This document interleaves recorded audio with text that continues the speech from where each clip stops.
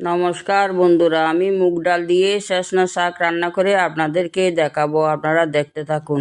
আমি শেষনা শাক নিয়েছি, এবার কুচি কুচি করে কেটে নিচ্ছি। কচি ডাঁটাগুলো দিয়ে দিচ্ছি। এবার জল দিয়ে আমি ধুয়ে নিচ্ছি। আমার ধোয়া হয়ে গেছে। 1 কাপ ডাল নিয়েছি, মুগ ডাল।